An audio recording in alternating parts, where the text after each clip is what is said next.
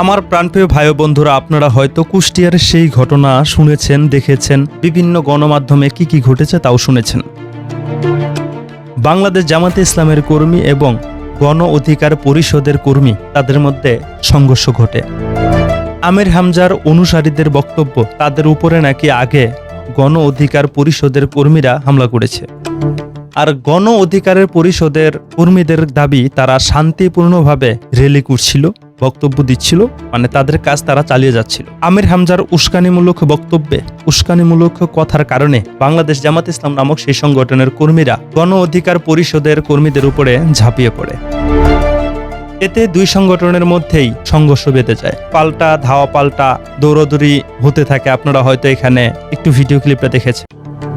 আমির হামজা দাবি করছে তাকে নাকি তার একটা পরিকল্পনা করেছিল। এখন কথা হচ্ছে, গণ অধিকার পরিষদ সেই সংগঠন কিন্তু তুলনামূলকভাবে জামাতের থেকে ছোট আর বেশি পুরনো কিন্তু না। কিন্তু গণ অধিকার পরিষদের সেই কর্মীগুলো সাহসিকতার পরিচয় দিয়েছে। এটা কিন্তু উস্কানিমূলক কোনো বক্তব্য না। আগে কথাগুলো শুনুন, তাহলে বুঝতে পারবেন।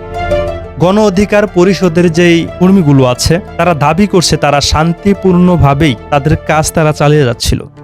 তাদের উপরে আগে আক্রমণ করা হয়। যদি ঘটনা সেটাই ঘটে থাকে তাহলে অনেক সাহসিকতার পরিচয় দিয়েছে গণ অধিকারের কর্মীগুলো।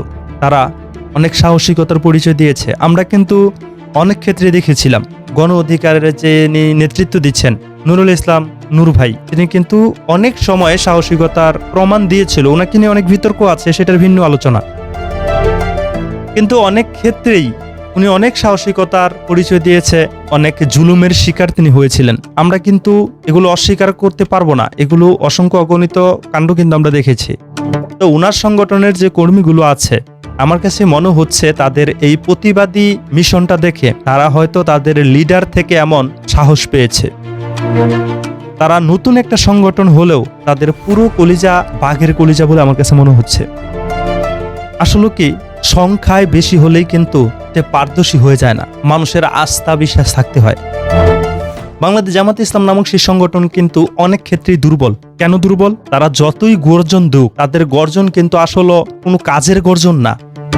এই যে দেখুন, তারা কিন্তু প্রত্যেকবার এখানে যেখানে সেখানে বিক্রি হয়ে গিয়েছে, চাটকতা করেছে, এমন দৃষ্টান্ত কিন্তু আমরা সবসময় দেখেছি।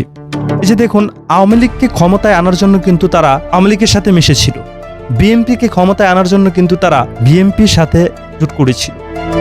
তারা কিন্তু প্রত্যেকবারই কোনো না কোনো সংগঠনের পকেটে চলে গিয়েছিল, তাদের সাথে চাটকতা করেছিল।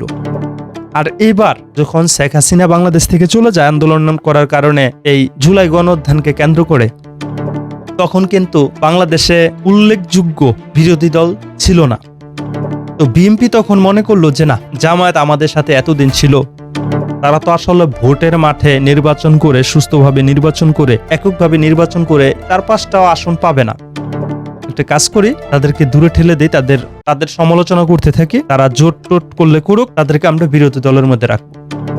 এই পরিকল্পনার জায়গা থেকে কিন্তু বিএনপি মোহাব্বত করে, ভালোবেসে, এই যে 22-23টা বছর তাদের চাটকতা করেছে, বিএনপির চাটকতা করেছে এই জামাত, সেই চাটকতার ফলাফল থেকে কিন্তু তাদেরকে 68 জন এমপি দিয়েছে।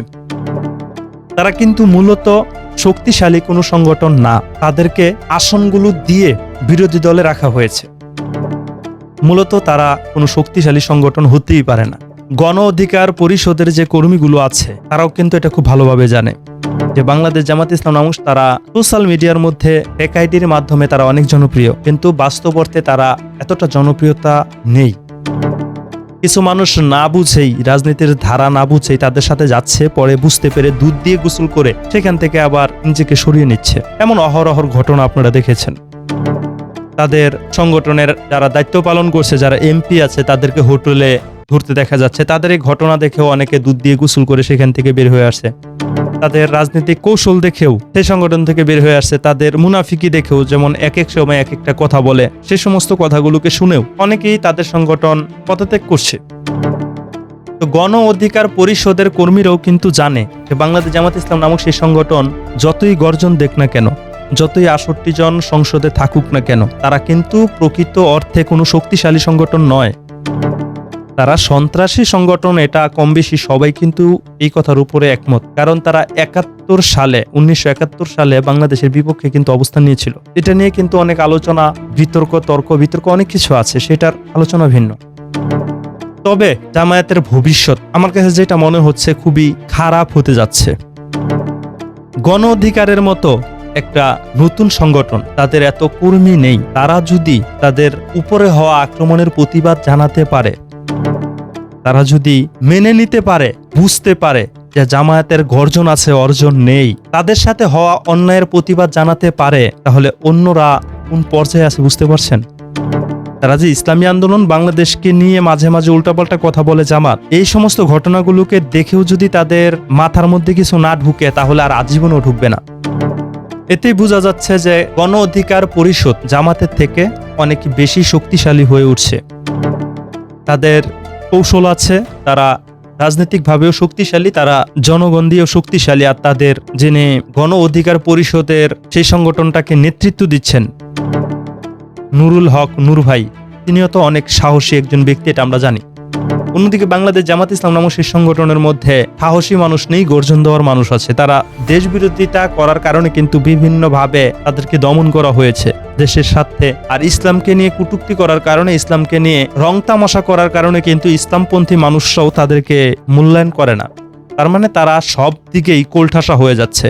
তো আমির হামজার যে দাবি, উনাকে করতে চেয়েছিল পরিকল্পনা ভাবে, উনি এটা দাবি করতেই পারে, কারণ রাজনৈতিক যেহেতু একটা চাল। আর এই ঘটনাতে 15 জনের মতো আহত হয়েছে, বিভিন্ন গণমাধ্যমে আমি জানতে পেরেছি কালকেই। আজকে এই পর্যন্ত কোন জায়গায় যে গিয়ে গড়িয়েছে তা জানি না। তবে এটাই বোঝা যাচ্ছে যে সংখ্যা বেশি থাকলেও মানুষের আস্থা, বিশ্বাস সব হারিয়ে ফেলছে বাংলাদেশ জামাত ইসলাম। তারা দেউলিয়া হয়ে যাবে বলে অনেকে আশঙ্কা করছে, কারণ তাদের প্রতি মানুষ বিশ্বাস করতে পারছে না, তাদেরকে আসলে বিশ্বাস করা যাচ্ছে না। যাই হোক, সাধুবাদ জানাতে হচ্ছে, ধন্যবাদ জানাতে হচ্ছে গণ অধিকার পরিষদের নেতৃবৃন্দদেরকে। তারা সাহসিকতার প্রমাণ দিয়েছে। আর সত্যিকার অর্থে এখানে কি ঘটেছে, এটা তো দুই পক্ষ থেকে কথাগুলো শুনলেই বোঝা যাচ্ছে। বাংলাদেশ জামাত ইসলামের দাবি, তাদের উপরে গণ অধিকার পরিষদ আগে আক্রমণ করেছে। আর গণ অধিকার পরিষদের দাবি, বাংলাদেশ জামাত ইসলাম নামক সেই সংগঠনের কর্মীরা আগে আক্রমণ করেছে। জানি না শেষ পর্যন্ত কি হয়, দেখা যাক। অনেকেই তো ধারণা করছে বাংলাদেশ জামাত ইসলাম নামক সেই সংগঠন হয়তো খুব বেশি দূরে নয়। যেভাবে প্রত্যেক শ্রেণীর মানুষ তাদেরকে ঘৃণা করতে শুরু করেছে, তাদের থেকে নিজেকে দূরে সরাতে শুরু করেছে, তারা হয়তো খুব বেশি একটা ভালো ফলাফল আনতে পারবে না বলেই অনেকে মনে করছে। আপনারা কি মনে করেন কমেন্টে লিখে জানাবেন।